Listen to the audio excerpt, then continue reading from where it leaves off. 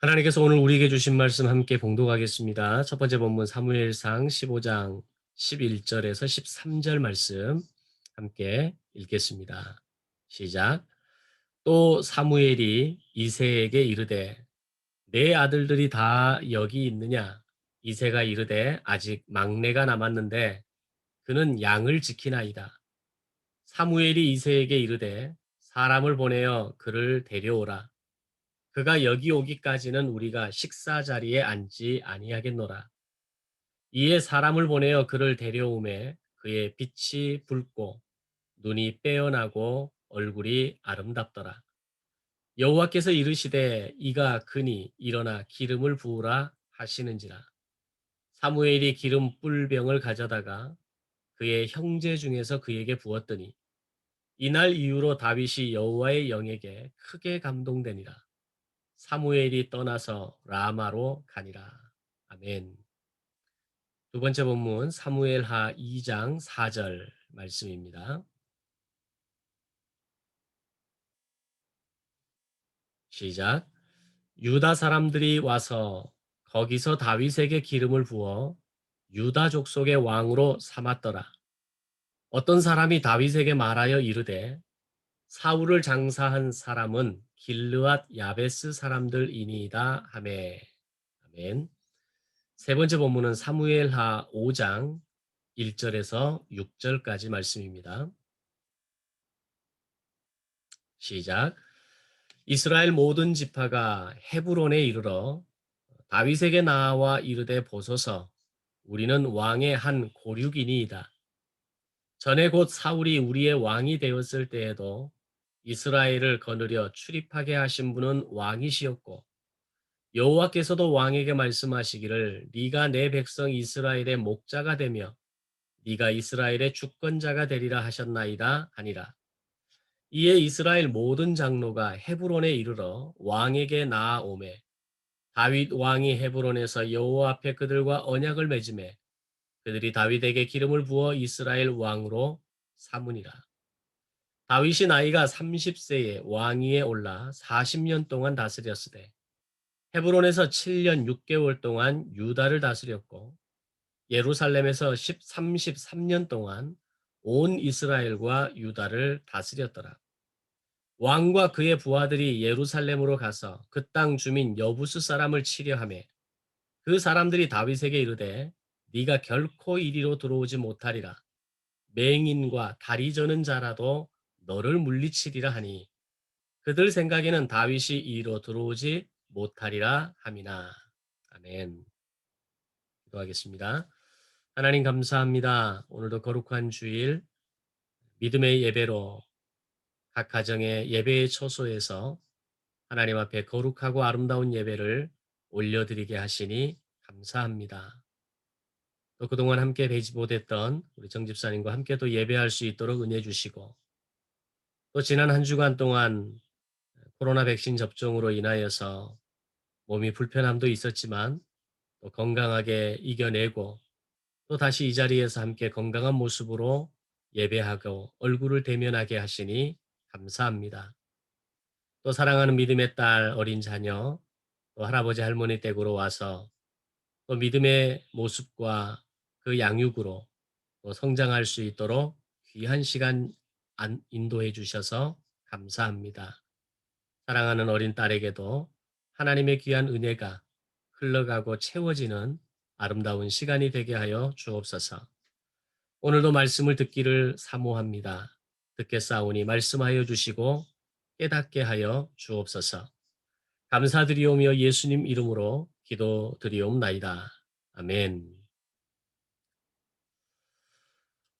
아브라함 이후 2000년의 구약의 역사 가운데에서 가장 특별한 경험을 했던 사람들 가운데 또는 기념비적인 결정을 했던 사람들 가운데 한 사람을 꼽으라고 한다면 아마 다윗은 그 다섯 손가락 안에 충분히 꼽힐 수 있는 한 사람이라는 생각을 합니다. 다윗의 인생의 가장 특별한 경험이라고 할 때 제사장 나라의 매뉴얼 가운데 기름 부음이라고 하는 어떤 어떤 특별한 어떤 의식이 있습니다. 이 놀라운 체험을 세 번이나 경험했던 사람은 성경의 역사 가운데 단 한 명뿐입니다. 그 사람은 다윗이었습니다. 구약의 제사장 나라가 가진 이 법의 기준에서 기름 부음을 받을 수 있는 세 종류의 부류가 있었는데 그들은 왕과 제사장, 선지자 이렇게 세 사람, 세 부류의 사람들만이 기름 부음을 받을 수 있었습니다. 더군다나 다윗은 왕의 후손이거나 제사장의 자손이 아니었기에 기름 부음을 받았다는 그 자체가 매우 놀라운 경험에다가 그런 놀라운 체험을 한 번이 아닌 세 번이나 경험했다라고 하는 것은 아마 분명히 대단한 특별한 경험을 했다라고 말할 수 있는 것입니다. 자, 먼저 세 번의 기름 부음 가운데 첫 번째 시기는 오늘 첫 번째 본문에서 기록되는 것처럼 다윗의 청소년기 때 사무엘이 새로운 왕을 세우기 위해 이새의 집으로 찾아왔을 때였습니다. 사무엘이 이새의 아들들을 보니까 그들 모두가 왕이 되기에 충분했다라는 겁니다. 그럼에도 불구하고 하나님은 그들이 아니라고 말씀하십니다. 오히려 들판에서 양을 치고 있던 막내 아들이 있다고 하니까 그 막내 아들을 일부러 데리고 왔을 때 그때서야 하나님이 세우시고자 하는 왕이 바로 다윗임을 말씀하시면서 나 여호와는 중심을 보신다라는 말씀과 함께 사울에게 기름 부음을 했던 사무엘의 손에 의해서 다시 두 번째 왕으로 다윗을 세우는 의미가 담긴 기름 부음을 하게 된 것입니다. 그런 의미에서 사무엘은 두 명의 왕을 세운 진정한 킹메이커였다라고 생각할 수 있습니다. 자, 그리고 이어서 다윗에게 두 번째 기름 부음의 시기는 오늘 두 번째 본문에서 다윗과 골리앗의 싸움에서 승리한 이후 약 13년 정도의 시간을 도망자의 신분으로 쫓겨다니게 됩니다. 그리고 수많은 죽음의 위기를 경험하면서 마침내 헤브론에서 유다 지파의 왕으로 세워지는 놀라운 반전이 일어나게 됩니다. 이것은 첫 번째 기름 부음이 있은 이후로 약 13년에서 14, 5년 정도 그 사이 어간에 일어난 어떤 결과, 일이라고 말할 수 있는 겁니다. 그때 유다 사람들이 다윗에게 기름을 부어서 유다 족속의 왕으로 세워진 것입니다. 그리고 다윗의 세 번째 기름 부음의 시기는 오늘 세 번째 본문에서 그로부터 7년 6개월 동안 헤브론에서 유다 지파의 왕으로 세움을 받았던 다윗이 사울의 죽음 이후에 이스라엘 모든 장로가 헤브론으로 다윗을 찾아왔고 만장일치로 다윗을 왕으로 추대함으로 인해서 세 번째 기름을 부음을 받고 이스라엘 전체의 왕으로 세워지게 되었던 것입니다. 이 모든 일이 20년의 정도의 시간을 통해서 진행되어지는데 우리가 한번 생각해 볼 수 있는 것은 과연 왕의 후손도 아니었고 또 이세 집안에서는 사실 그들의 형들이 너무 잘난 형들이 많았습니다. 그 형들은 충분히 왕이 되기에 어떤 충분한 그런 깜냥을 가지고 있는 형들이었는데 그 집안에서 가장 막내였으며 또 첫 기름 부음을 받을 때의 기준으로는 나이 어린 소년에 불과했던 그가 과연 어떻게 왕으로 세워질 수 있도록 이렇게 세 번의 기름 부음을 받았고 그리고 세 번의 기름 부음 이후에 왕이 될 수 있었는가라고 하는 겁니다. 다윗이 이스라엘 전체의 왕으로 세워질 수 있었던 것은 크게 두 가지 이유로 간추려 볼 수 있습니다. 먼저 첫 번째는 지난 말씀에서도 살펴보았던 것처럼 다윗의 아버지 이새의 철저한 제사장 나라의 교육이 그 가문에서 있었기 때문입니다. 이새는 비록 유다 지파에 속한 평범한 가정의 사람이었지만 결코 제사장 나라의 교육을 포기하거나 자녀들에게 제사장 나라를 소홀히 하는 부모가 아니었다라는 겁니다. 자, 그러면 여기에서 한 가지 떠오르는 의문은 그럼 과연 이새는 누구에게 제사장 나라의 교육을 받았는가라고 하는 것입니다. 과연 그의 아버지, 할아버지, 그의 아버지가 누구였기에 손자와 아들 이새에게 제대로 된 제사장 나라 교육을 시킴으로 인해서 그의 아들 전부를 왕감으로 충분한 사람으로 키워낼 수 있었는가 하는 것입니다. 자, 마태복음 1장 5절의 족보의 내용을 보면 이렇게 기록합니다. 살모는 라합에게서 보아스를 낳고 보아스는 룻에게서 오벳을 낳고 오벳은 이새를 낳았다. 라고 기록합니다. 이새의 할아버지 할머니가 누구였다는 이야기입니까?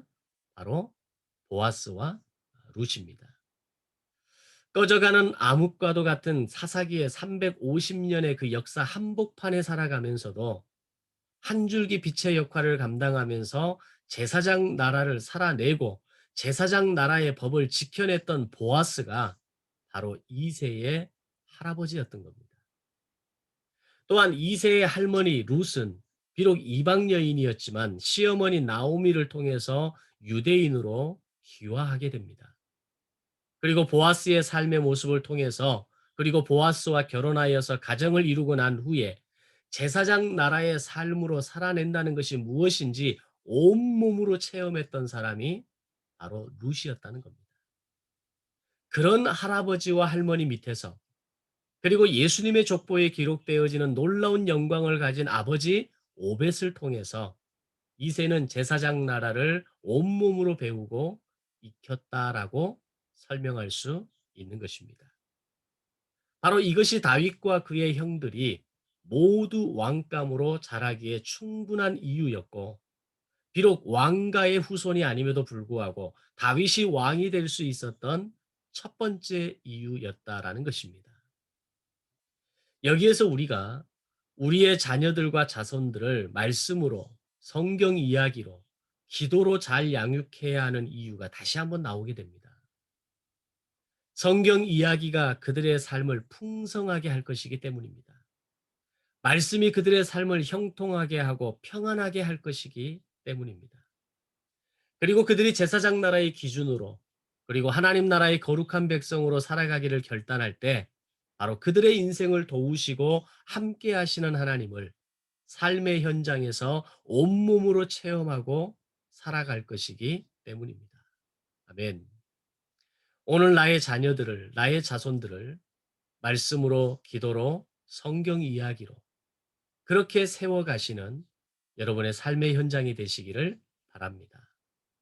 그랬을 때 여러분의 가정이 자녀와 자손이 그렇게 말씀의 복으로 채워지고 말씀을 온몸으로 살아내는 기적의 주인공이 되어질 줄로 믿습니다. 자, 다윗이 이스라엘의 왕으로 세워진 두 번째 이유는 이것을 간단하게 한 문장으로 표현하면 오늘 말씀의 제목처럼 다윗을 하나님께서 눈여겨보셨기 때문이다 라고 말할 수 있습니다. 그러므로 인해 다윗이 하나님의 눈에 들었다라는 겁니다. 우리가 인생을 살아가면서 우리의 삶의 현장에서 누군가를 눈여겨본 경험이 있으신가요? 그리고 그를 바라보면서 참 내 마음에 드는 사람이다. 참 내 마음에 가득 차는 어떤 이유를 가진 사람이다라는 그런 경험이 혹시 있으신가요? 아마 그런 사람을 만날 때에는 그 사람과 아마 오래도록 교제하고픈 마음을 가지게 될 것입니다. 자, 그런데 하나님께서 오늘 이 다윗에 대해서 눈여겨 보셨다라는 겁니다. 다윗에게 첫 번째 기름 부음이 있을 때 하나님께서 사무엘 선지자에게 하신 말씀은 여호와께서 사무엘에게 이르시되 그의 용모와 키를 보지 말라 나 여호와는 중심을 보신다라는 말씀이었습니다. 자, 여기서 다윗의 중심을 보았다라는 말씀은 무엇을 의미하는 걸까요? 하나님께서 독심술을 가지고 오늘 그 사람의 마음을 꿰뚫어 보셨다라는 말씀일까요? 그래서 다윗이 어떤 생각을 하고 살아가는지, 다윗이 어떤 인물인지를 빠삭하게 아셨다라는 이 말일까요? 물론 그것이 하나님께 불가능한 것은 아니겠지만 다윗의 중심을 보았다는 말씀은 좀 더 사실적인 묘사라고 저는 생각합니다. 다시 말하면 팩트를 바탕으로 한 다윗에 대한 평가였다라고 저는 생각한다라는 겁니다. 과거 다윗은 아버지의 양을 지키기 위해서 목숨을 걸고 곰과 사자와 싸워서 이긴 경험이 있었습니다. 이후 골리앗을 대항해서 싸워 이기는 엄청난 일도 있기는 하지만 나 여호와는 중심을 보신다는 말씀은 이미 그 전부터 다윗의 이런 모습과 행동과 용기를 통해서 하나님께서 눈여겨 보셨다라는 겁니다. 그것을 나 여호와는 중심을 본다라고 표현하고 있는지도 모르겠습니다. 또한 모든 형들이 사무엘의 방문 소식을 듣고 모두가 집으로 갔을 때 그는 처음부터 아버지의 부름을 받지 못했습니다. 아마도 그가 너무 어렸기에 처음부터 다윗을 배제했던 것 같습니다. 그런데 그런 상황에서 다윗은 자기가 있어야 할 자리와 자기가 감당해야 할 몫을 성실하게 감당하고 있었다라는 겁니다.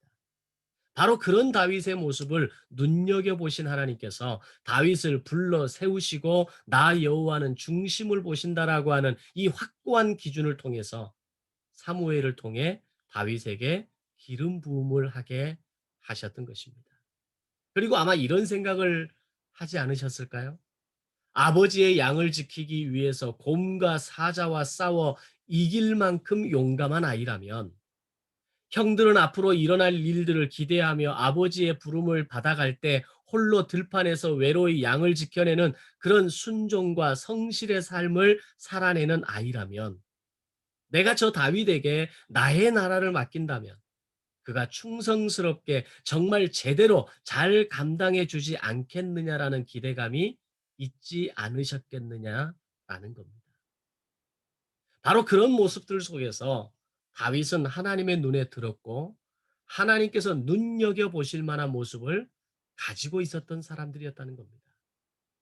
그리고 아마 2m 70cm의 골리앗 앞에서도 쫄지 않고 만군의 여호와의 이름으로 내가 너와 싸울 것이며 이 전쟁은 하나님께 속한 것이라는 선포를 하나님이 들으셨을 때 요나단이 다윗의 선포를 통해 진정한 영웅을 알아보았던 것처럼 하나님이 다윗의 선포를 들으시는 순간 내가 사람을 보기는 제대로 봤구나. 저 아이라면 저 소년이라면 내 나라를 맡길만 하겠다라는 생각을 확신을 갖지 않으셨겠느냐라고 하는 것입니다. 물론 그 이후에도 하나님을 향한 다윗의 전심과 도망자의 신분으로 수년을 쫓기어 도망가는 그 정신없는 상황 가운데에서도 하나님의 주권을 포기하지 않았고 끝까지 제사장 나라의 충성도를 지켜냈던 다윗을 바라보시는 하나님의 확신과 기대는 아마 기쁨으로 가득 차 오르셨을 것입니다. 바로 오늘 우리에게 필요한 것이 이런 모습 아닐까요? 하나님께서 나를 눈여겨보실 만한 하나님 나라의 거룩한 시민으로서의 태도와 모습이 나에게 있어야 한다는 겁니다. 하나님께서 나를 마음에 들어 하실 만한, 나를 신뢰하실 만한 그런 용기와 순종과 성실함이 오늘 나에게 있어야 한다라는 겁니다. 비록 나에게 주신 이 시간과 생업의 현장이 바쁘고 분주하게 정신없이 때로는 돌아가지만 하나님의 말씀을 통독하는 것과 말씀을 배우고 훈련하고 그 말씀을 살아내고 경영하고자 하는 단반지, 단순 반복 지속 훈련 시스템을 통한 그런 경영의 모습이 오늘 하나님께서 우리를 눈여겨보시는 그런 모습 가운데 하나가 되지 않겠느냐라는 겁니다. 오늘 말씀을 준비하면서 이런 생각을 해봤습니다. 오늘 하나님이 나를 눈여겨보실 만한 이유가 뭐가 있을까? 하나님이 오늘 나를 마음에 들어 하실 만한 것이 조금이라도 소위 건덕지가 있다면 그것이 과연 어떤 것일까? 라는 생각을 해 보았습니다. 비록 나에게 맡기신 목회의 분량이 작은 영역이지만 나는 꿈이 있는 교회 성도들에 대해서 변함없는 성실과 최선으로 저들을 목양하고자 하는 목회자의 열정과 양심이 있는가에 대한 질문을 던져보았습니다. 만약 제 그릇이 작음에도 불구하고 그런 모습이 나에게 있다면 하나님은 분명 그런 저의 모습을 눈여겨보시고 그 순종과 성실을 마음에 들어 하실 수도 있겠구나라는 생각을 하게 되는 겁니다. 얼마나 많은 것을 내가 가지고 있었느냐가 아니라 얼마나 많은 것이 나에게 주어졌느냐가 아니라 내게 주어진, 내게 맡겨진, 내게 감당해야 될 그 삶의 현장에서, 그 목양의 현장에서, 그 생업의 현장에서 내가 용기와 성실과 순종함으로 하나님이 나를 눈여겨 보실 만한 그런 모습을 오늘 내가 가지고 있는가라고 하는 겁니다. 오늘 여러분에게는 하나님이 눈여겨 보실 만한 어떤 모습이 여러분에게 있습니까? 그래서 하나님의 마음에 드는 사람이 되어 아주 작은 것이라 할지라도 하나님이 믿고 맡길 만한 그릇으로 준비되어져 있습니까? 저는 오늘 말씀으로 주시는 감동 앞에서 여러분에게 약속하겠습니다. 저에게 주어진 목회의 분량과 그릇이 어떠하든지 최선을 다해서 저에게 주어진 이 시간 가운데 여러분을 목양하고 여러분에게 목회적 돌봄을 멈추지 않겠습니다. 말씀을 전달하는 데 있어서, 말씀으로 양육하는 데 있어서, 여러분의 삶을 말씀으로 영적으로 돕고 세우는 데 있어서 게을리하지 않겠습니다. 왜냐하면 그것이 하나님이 나를 눈여겨 보실 만한 아주 작은 하나의 신랄 같은 이유가 된다면 그렇게 하겠다라는 겁니다. 하나님께서 오늘 나의 어떤 모습을 눈여겨 보시고 오늘 나의 어떤 모습을 마음에 들어 하실까를 생각하시는 한 주가 되시기를 바랍니다. 그리고 마침내 오늘 세 번째 본문을 통해 기록된 것처럼 세 번째 기름 부음을 통해 그를 헤브론에서 유다 지파의 왕에서 이스라엘 모든 장로들의 전폭적인 지지로 이스라엘 전체의 왕으로 세워지게 되는 결과를 보게 되는 겁니다. 다윗이 제사장 나라의 분명한 기준과 매뉴얼을 가지고 충성했던 것처럼 우리가 하나님 나라의 거룩한 백성이라는 의식을 가지고 충성된 삶을 살 때 하나님이 나를 눈여겨보실 겁니다. 비록 내가 있는 곳이 곰과 사자와 싸워야 하는 거친 세상의 현장일지라도 때로는 외로운 들판에 양을 치는 목자처럼 초라하게 보이는 인생의 바닥에서조차도 나는 하나님의 거룩한 백성이요 시민이라는 선포를 입으로 몸으로 태도로 자세로 살아낼 수 있을 때 하나님이 오늘 우리를 눈여겨 보실 수 있기 때문입니다. 하나님이 나를 눈여겨 보시고 하나님이 나를 마음에 들어 하실 때 하나님은 우리에게 또 다른 하나님의 사명, 하나님의 그 마음이 담긴 소원을 우리에게 말씀하실 것이기 때문입니다. 그런 나의 모습을 하나님이 기쁘게 눈여겨보시고 부족하지만 우리를 마음에 들어 하실 것을 기대하며 그런 믿음의 삶이 오늘 저와 여러분에게 일어나기를 주님의 이름으로 축원합니다. 아멘. 그리고 또 하나, 다윗의 인생 가운데 기념비적인 결정이 무엇이었을까라는 질문을 앞에서 드렸습니다. 그것은 그가 왕이 되자마자 가장 먼저 한 일이 무엇인가를 통해서 알 수 있습니다. 여기서 대부분의 많은 성도들이 다윗의 성전 건축 준비가 다윗이 했던 가장 기념비적인 어떤 결정 행동이었다라고 말할 수 있을 겁니다. 물론 그것도 기념비적이고 엄청난 역사이지만 정말 진정한 제사장 나라의 거룩한 백성이자 하나님의 종 다윗의 첫 번째 결단, 첫 번째 행동했던 것은 바로 수도 이전의 결단이었던 겁니다. 다윗이 세 번째 기름 부음을 받고 이스라엘 전체의 왕으로 세워지기 7년 6개월 전에 왕으로 세움을 받았던 것은 예루살렘이 아닌 유다 지파의 거점이었던 헤브론 땅이었습니다. 사울이 마지막 임기 말년에 제사장 나라 충성도가 약화되고 권력의 사유화가 진행되면서 사울의 결정적인 정치 오점은 자신이 속한 베냐민 지파의 사람들에게 주요 요직을 안치는 것이었습니다. 그리고 주요 성읍과 토지를 베냐민 지파 후손들에게 차지하도록 내버려 두는 일이었습니다. 결국 사울의 이 권력 사유화는 사울의 죽음 이후에 나라가 두 동강 나버립니다. 그러면서 헤브론에서는 유다 지파가 다윗을 왕으로 세우고 나머지 11지파는 이스보셋을 왕으로 세워서 북이스라엘을 형성하게 됩니다. 이것이 의미하는 것은 북이스라엘이 남유다에 비해서 국방력의 힘이 11배나 더 강했다라는 이야기입니다. 자, 그럼 상식적으로 11배가 더 강한 북이스라엘이 남유다를 점령하는 게 더 쉽겠습니까? 한 지파로밖에 되지 않은 남유다가 북이스라엘을 흡수하는 게 더 빠르겠습니까? 만약에 이 흐름이 그대로 진행된다면 다윗이 왕으로 있는 남유다가 북이스라엘에 흡수되거나 점령되는 것이 일반적인 힘의 논리입니다. 그런데 하나님께서 다윗을 눈여겨보시고 하나님께서 다윗을 마음에 들어 하셨던 그 결과가 또 하나 놀라운 결과를 만들어내게 됩니다.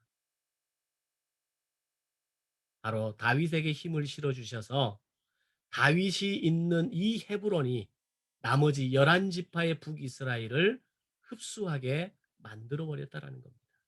남유다에게 힘을 실어주셨다라는 이야기입니다. 이유가 무엇이겠습니까? 제사장 나라의 충성도를 지켜내고 국가 권력을 다윗 개인의 권력으로 사유화하지 않았기 때문이었습니다. 우리나라의 역대 대통령들이 계속해서 감옥에 있고 또 여전히 그들의 이름에 그 오명을 씻어내지 못하는 이유가 뭡니까? 자신들의 정치 임기 가운데에서 그 권력을 자신의 권력과 그 모든 경제의 사유화를 통해서 우리가 상상할 수 없는 그 돈과 토지와 부가 그들에게 흘러 들어갔기 때문입니다. 그들의 자녀와 그들의 친인척에게 그들에게 흘려가서 사유화가 이루어졌기 때문입니다. 그런데 다윗은 오늘 그가 왕권을 잡았음에도 불구하고 사울이 했던 권력 사유화를 반복하는 것이 아니라 제사장 나라를 세우고자 하는 그 결단과 용기로 인해서 수도 헤브론을 예루살렘으로 옮기고자 결정했다라고 하는 사실입니다. 통일 왕국이 왕이 된 다윗이 가장 먼저 한 일이 바로 수도를 헤브론에서 예루살렘으로 옮기는 일이었다라는 겁니다. 과거의 이스보셋이 왕이 된 북이스라엘이 그들의 수도를 기브아에서 마하나임으로 옮기게 됩니다. 근데 다윗은 이 통일 왕국의 수도를 헤브론에서 예루살렘으로 옮겼다라는 것은 굉장히 상징적인 의미가 담겨 있습니다. 이스보셋은 북이스라엘의 수도를 마하나임으로 옮긴 것은 자신이 속한 베냐민 지파의 권력 사유화를 더욱더 단단히 하기 위해서 요단강을 건너 더 북쪽으로 옮겨 민족을 분열시키는 일을 했다라는 겁니다. 근데 다윗은 자신의 거점 기반이었던 유다 지파의 땅 헤브론을 과감히 내려놓고 자신의 거점이 없는 예루살렘으로 수도를 옮기는 일을 단행했다라고 하는 사실입니다. 이유는 예루살렘은 하나님께서 정하신 가나안의 경계선으로 볼 때 가장 중앙에 위치한 장소였기 때문입니다. 그리고 예루살렘은 유다 지파나 베냐민 지파가 아닌 레위 지파를 중심으로 12지파가 함께 모일 수 있는 장소였습니다. 더군다나 1년에 3번의 절기를 통해서 이 약속의 땅 중앙에 위치함으로 인해서 북쪽과 남쪽의 백성들이 언제든 모일 수 있는 가운데 위치가 예루살렘이었기 때문입니다. 무엇보다도 헤브론은 유다 지파 중심의 땅이었기에 이를 완벽하게 차단하고 자신과 유다 지파 중심이 이 왕이 되는 것이 아니라 제사장 나라를 세우고 제사장 나라를 건강하게 세워가는 것이 바로 자신의 가장 중요한 목표였기 때문입니다. 통일 왕국의 수도를 어디에 정했는가 하는 것만 보아도 오늘 이스보셋의 수준과 다윗의 수준이 전혀 달랐다는 겁니다. 바로 이런 면이 다윗이 이스라엘 12지파를 이끌 수 있는 진정한 지도자의 면모를 갖춘 사람인 것을 증명해 주고 있는 겁니다. 자, 이런 모습을 하나님께서 보실 때 하나님 뭐라고 하실까요? 야, 내가 복인 제대로 봤구나. 내가 눈여겨봤던 그 다윗이 정말 제대로 일을 처리해 가는구나라는 것을 하나님께서 보고 기뻐하지 않으셨을까요? 그런데 한 가지 문제가 있었습니다. 그때까지 예루살렘은 이스라엘이 정복하지 못한 땅이었습니다. 여호수아 정복 이후에 400년의 역사 동안 여전히 예루살렘은 여부스 족속의 땅으로 남아 있었던 겁니다.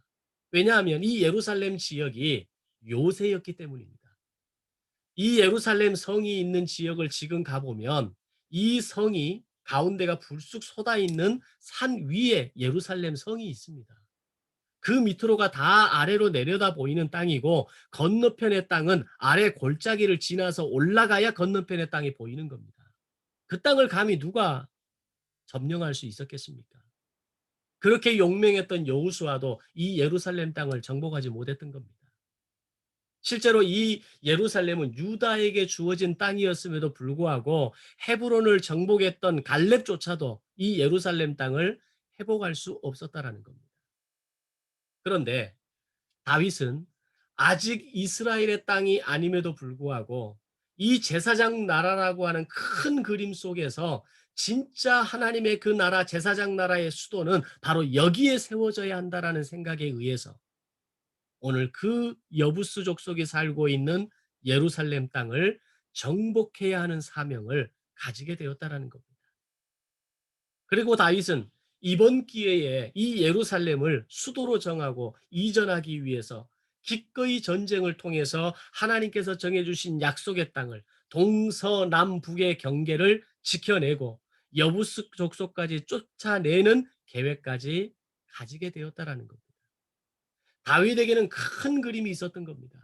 그저 내가 헤브론 땅에서 나를 인정하고 나를 존중하고 나를 좋아하는 사람들의 그 틈바구니 속에서 내가 왕이 되는 것이 목적이 아니라 하나님이 꿈꾸시는 그 제사장 나라가 이 동서남북 가나안 경계의 그 땅을 회복하고 바로 그곳에 제사장 나라를 세우고자 하는 하나님의 마음을 다윗은 알았다라는 겁니다. 이런 계획에 대해서 눈치챈 여부수 족속이 오늘 6절에서 뭐라고 이야기합니까? 다윗을 업신여기고 조롱하는 소리로 응대합니다. 야, 네가 쳐들어올지라도 우리는 맹인과 다리 저는 자들로 너를 물리칠 수 있다. 이런 얘기를 하고 있습니다. 그 정도로 여부수 족속이 살고 있는 이 예루살렘은 요새였고 함부로 넘어설 수 없는 땅이었고 정말 막강한 부대가 쳐들어가지 않는 한 그 이상 몇 배의 수가 쳐들어가지 않는 한 그 땅은 정복할 수 없는 땅이었다는 겁니다. 또 정복한다 할지라도 수많은 생명의 희생을 치러내야만 정복할 수 있는 땅이었기 때문입니다. 그런데 다윗은 오늘 그곳에 수도를 정하겠다. 그곳으로 수도를 이전하겠다라고 선언하고 그 땅을 차지하겠다라고 하나님이 주신 그 약속의 땅을 회복하겠노라고 선포하고 있는 겁니다. 결국 다윗은 자신의 최측근 600명의 부대를 이끌고 물 깊는 곳으로 숨어 들어가서 예루살렘 성을 순식간에 점령합니다. 희생을 최소화하면서 자신은 목숨 걸고 자신과 함께 목숨을 걸고 이 예루살렘 성을 정복할 수 있는 600명의 특공대와 함께 예루살렘 성을 정복하게 되었던 겁니다. 하나님이 이런 모습을 눈여겨보신 겁니다. 자신의 사욕을 위해서, 자신의 권력 사유화를 위해서, 자신의 정치 기반을 위해서 수단과 방법을 가리지 않았던 사울과는 달리 그는 제사장 나라에 초점을 갖추고 있었고 자신의 권력이 아닌 하나님의 공의와 하나님의 권력, 권력의 공공성을 세워가기 위한 그 결단과 그 용기가 다윗에게 있었던 겁니다. 하나님은 그런 다윗을 눈여겨보셨고 하나님은 그런 다윗을 마음에 들어 하셨던 겁니다. 하나님의 입장에서 보면 작전 성공입니다. 야, 내가 역시 다윗을 믿을 만했어. 다윗 너라면 이걸 해낼 줄 알았어. 라고 말씀하시지 않았겠습니까? 마침내 다윗이 이 시온 산성을 빼앗음으로 인해서 하나님께서 말씀하신 서쪽 지중해의 경계를 비롯해서 남쪽으로 부엘사바에서 북쪽 단까지 완벽한 제사장 나라의 경계를 점령합니다. 이때가 다윗을 통한 통일 왕국의 완성이었습니다.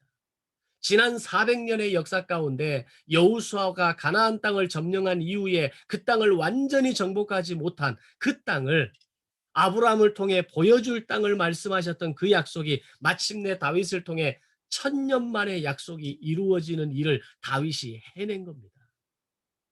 여호수아 이후 400년 동안 정복하지 못한 땅을 다윗이 성취한 겁니다. 이 모든 일이 가능하게 된 것은 권력을 사유화하지 않고 오직 하나님께서 세우시고자 했던 제사장 나라의 꿈을, 그 제사장 나라의 충성도를 높이는데 목적을 두었기 때문에 가능한 일이었습니다.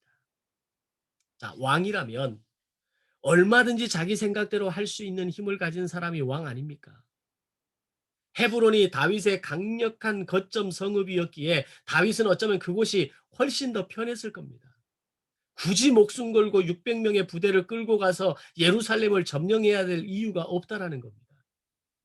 헤브론의 강력한 지지 기반을 뒤에 두고 이스라엘의 모든 장로들을 얼마든지 자신이 의도하는 대로 주무를 수 있었고, 때로는 강하게 압박하면서 밀어붙일 수 있는 힘이 헤브론에 있었다는 얘기입니다. 그러나 다윗은 권력을 사유화하지 않았고 약속의 땅을 회복하는 데 우선순위를 두었고, 그것을 이루기 위해서 기꺼이 여부수 족속이 살고 있는 천연 요새의 산성이었던 예루살렘을 목숨을 걸고 점령하는 데 성공하기에 이르렀다는 겁니다. 바로 이런 면들이 다윗을 마지막까지 하나님께서 눈여겨보셨고 다윗을 마음에 두었던 하나님이 그를 바라보시며 얼마나 기뻐하셨을까를 우리가 상상해 볼 수 있는 겁니다.